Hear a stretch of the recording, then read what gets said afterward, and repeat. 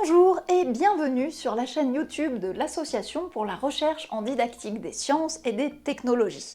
Si ce domaine de recherche vous paraît obscur, je vous recommande notre dernière vidéo qui présente justement ce qu'est la didactique et ce qui peut être étudié en didactique des sciences et des technologies. Aujourd'hui, on va tenir notre promesse et vous dévoiler les coulisses des différentes pièces qui se jouent simultanément dans le théâtre qu'est une salle de classe, et ce que la didactique peut en dire.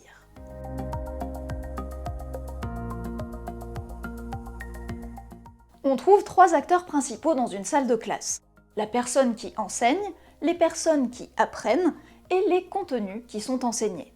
Au bout du compte, ce qui est effectivement enseigné et appris est le résultat des interactions entre ces trois pôles qui constituent ce qu'on appelle le système didactique. La didactique, et notamment la didactique des sciences, étudie ces interactions.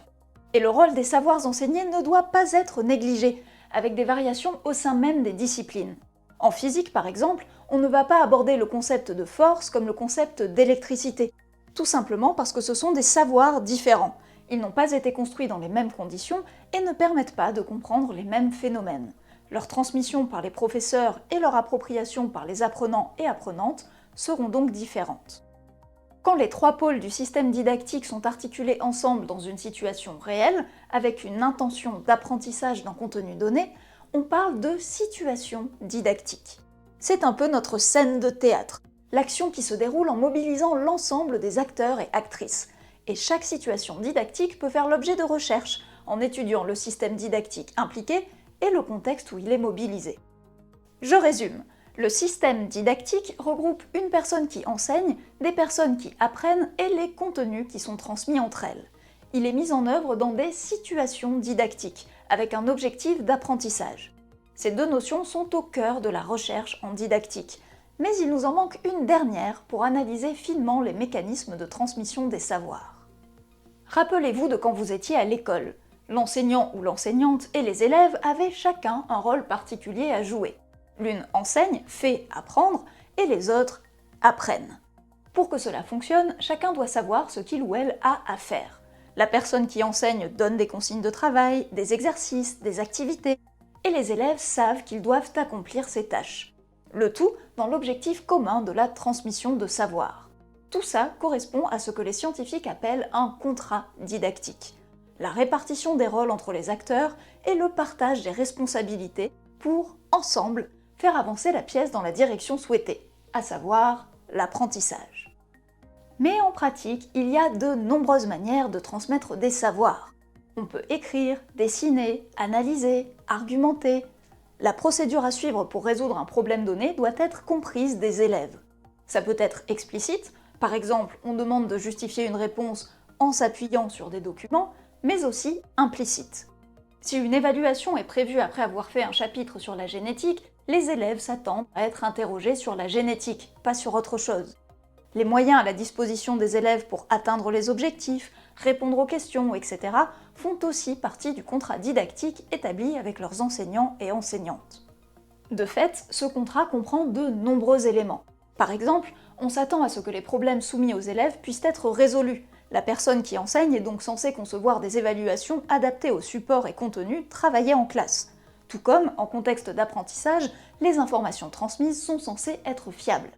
A l'inverse, il est attendu des élèves qu'ils effectuent le travail qui leur est demandé, parfois en suivant une procédure codifiée, comme dans le cadre d'une démarche d'investigation scientifique, où il faut d'abord poser des hypothèses, puis réaliser les expérimentations avant de conclure.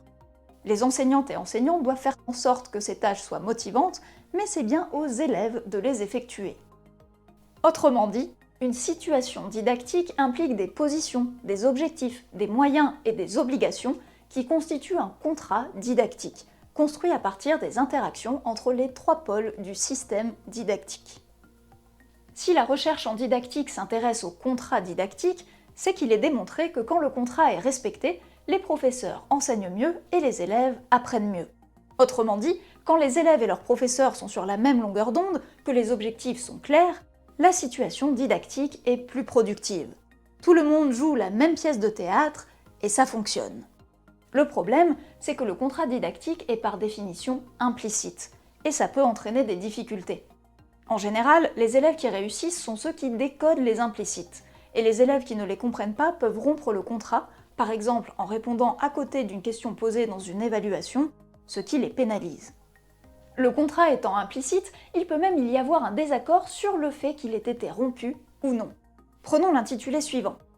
Un robinet remplit 4 bassines de 15 litres d'une eau à 20 degrés en 1 minute. Quel est le débit du robinet? Si les élèves considèrent que toutes les données fournies doivent être utiles pour résoudre le problème, la mention de la température de l'eau, inutile ici, va leur poser problème, et ils pourront considérer que le contrat didactique a été rompu et se sentir trahi.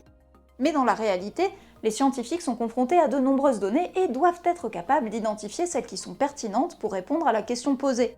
L'énoncé du problème est donc judicieux si la personne qui enseigne souhaite transmettre cette compétence à ses élèves. Si les différents acteurs impliqués ne suivent pas le même contrat didactique et jouent chacun leur pièce de leur côté, la transmission fonctionne moins bien.